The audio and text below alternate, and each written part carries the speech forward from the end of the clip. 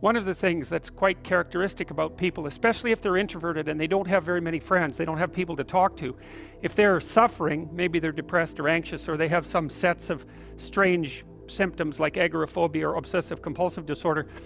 one of the things they always presume that is that the fact that they're suffering in that manner means that there's something, not only something wrong with them, but something uniquely wrong with them, so that it's their fault and no one else is like them. And one of the things you do as a diagnostician, you know, you'll hear a lot of rattling about how labeling is bad for people, and certainly mislabeling is bad for people, and even an accurate label can be a box that you can't get out of. But it's very, very frequently the case that if you diagnose someone, it's a relief to them like you can't believe, because they come in to see you knowing that something isn't going properly, but they think, well, they're the only person facing it, and that means they're idiosyncratically strange in some incomprehensible way that no one else could possibly understand, and there's no way they could ever get better. And one of the things you do is point out to them is like, yeah, depression and anxiety doesn't really require any explanation, right? There's plenty of reasons. I don't remember who said it.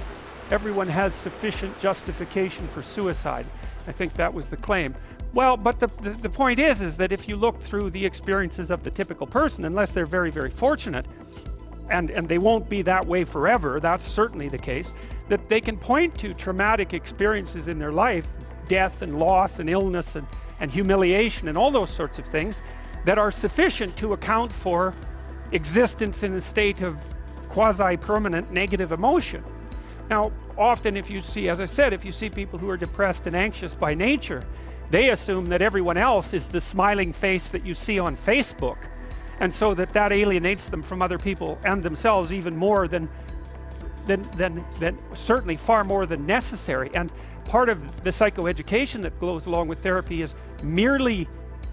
educating people to understand that a fair bit of misery is the norm,